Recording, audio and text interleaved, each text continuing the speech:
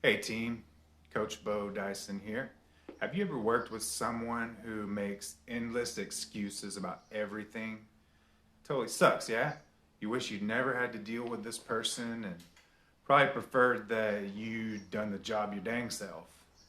As human beings, it's in our nature to use our default responses to different circumstances. We ignore the possibility of thinking creatively.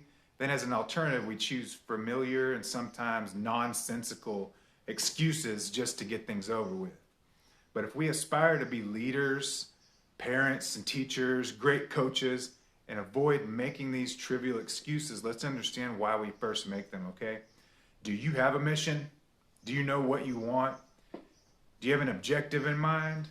The things that we do in our everyday life should advance us towards achieving a specific objective that in turn is a part of a bigger mission altogether, a bigger vision.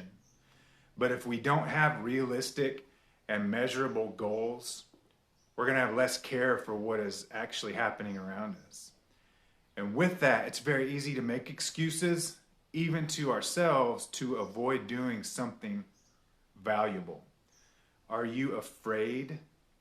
From childhood, we're conditioned to live up to other people's expectations. You were probably expected to do well at school, land a high-paying job, start a family. And we are typically programmed to follow a certain path, yeah? And if there's a detour from this path, fear and hesitation can start to overpower us. And the fear of what might happen next, which is not according to that plan, is one of the reasons why we make an excuse. But I learned very early on that to be radical often leads to the greatest outcomes. And maybe you're going to fail. Sometimes we're hesitant to start things that could ultimately lead to failure. Human as we are, we don't want to be blamed for our own failure and even the failure in others. A huge part of emotional maturity is the realization that failure is just a word. The men and women that I look up to and I learn from change course and continue towards their goal with one less variable to contend with then. If something went wrong, okay, it won't go that way a second time. Anyone can fail. Even the smartest and strongest leaders will stumble. Are we unsure? Uncertainty can be stressful, but having nothing to do and no money, no business, or no family can be stressful too, right? One of the common reasons why people resort to making excuses rather than doing the work is the uncertainty of the future. You're unsure due to lack of experience. This is the catch-22. You can't gain experience until you do, so get after it. Do you lack the knowledge? We can also be uncertain about a specific situation due to the lack of adequate information or knowledge.